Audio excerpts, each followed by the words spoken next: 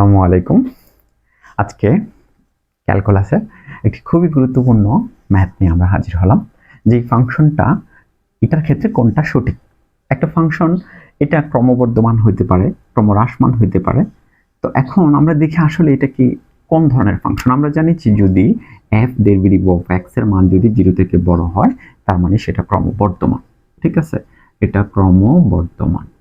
আর যদি f of derivative of x যদি 0 থেকে ছোট হয় তাইলে সেটা ক্রমহ্রাসমান হয়। তার মানে আমাদের আগে এই জিনিসটা জানা লাগবে।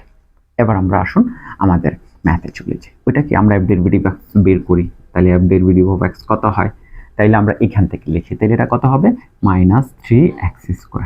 এটা কত হবে প্লাসের 6×12x, তারপরে এটা কত হবে -13 আর এটা হবে 0।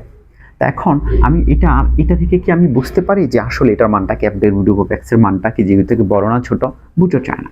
ফলে আমরা এখান থেকে এই -3টা যদি কমন নিই, এখানে x², তার মানে এটা একটা সূত্র হওয়ার সম্ভাবনা আছে। এখানে যে -3 কমন নিলে এখানে থাকতেছে কত, যে প্লাসের মানে 4x, না প্লাসের না, এটা মাইনাসের হয়ে যাবে।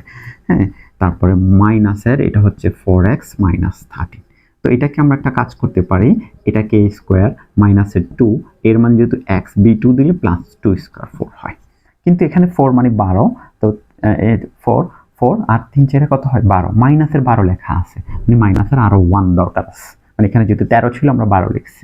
ফলে এই যে 3 এটাকে লেখা যায় -2² - 1। তার মানে এটা x এর মান আমি যতই বসাই এটাকে কখনো নেগেটিভ হওয়া পসিবল, কখনোই এটার মান নেগেটিভ হবে না। ফলে আমরা বলতে পারি যে f ডেরিভেটিভ অফ x এর মানটা 0 থেকে ছোট, তার মানে এটা ক্রমহ্রাসমান ফাংশন।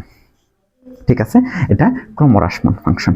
এভাবে ব্যাখ্যা সহকারে যদি আপনি বুঝতে চান, আমাদের হাতে তৈরি নোট আমাদের কাছে আছে, আপনারা অবশ্যই তখন দেখতে পারবেন। আশা করি আজকে এই পর্যন্ত বুঝতে পারছেন।